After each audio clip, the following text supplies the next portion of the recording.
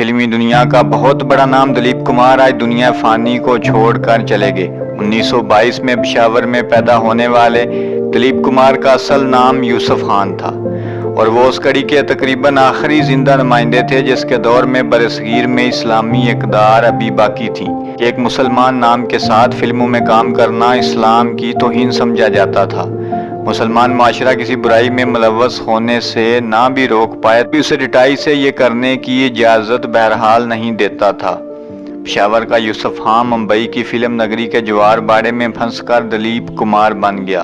البتہ اس نگارستان میں بھی اس سے شرافت مکمل طور پر نہیں چھوٹ پائی۔ اگرچہ فلموں میں کام کرتا تھا لیکن 99 برس کی عمر میں دار فانی سے گزرنے تک اس کے کردار پر کوئی داغ نہیں لگا۔ نام کی تبدیلی کے باوجود درجنوں دیگر فلمی اسٹاروں کی طرح اپنے مسلمان ہونے پر کبھی معذرت نہیں کی بلکہ ہم اپنے مسلمان ہونے پر ہمیشہ فخر کرتے رہے۔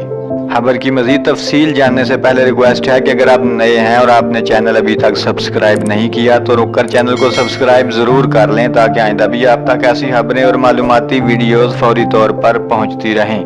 دلیپ کمار نے عمران خان صاحب کے ساتھ مل کر شوکت خانم کے لیے فنڈ ریزنگ کے لیے بہت کام کیا اور انہوں نے عمران خان کی بھی تعریف کی جبکہ عمران خان بھی اکثر دلیپ کمار کی تعریف کیا کرتے تھے، جبکہ دلیپ کمار کو پاکستان میں اعلیٰ ترین سول ایوارڈ بھی دیا گیا تھا۔ بہت سے لوگ ان کی سماجی خدمات، ایمان اور عبادت کی گواہیاں دیتے ہیں۔ کہا جاتا ہے کہ خصوصاً آخری عمر میں اللہ کا خوف اور نبی اکرم صلی اللہ علیہ وسلم سے محبت کے جذبات اپنے عروج پر تھے۔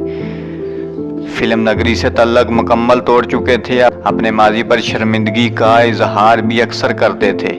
بحیثیت انسان انہیں تہذیب پسند، کریم النفس، اردو زبان سے محبت کرنے والے اور علم دوست اللہ سے دعا ہے کہ ان کے گناہوں سے درگزر فرما اور انہیں جنت میں جگہ دے۔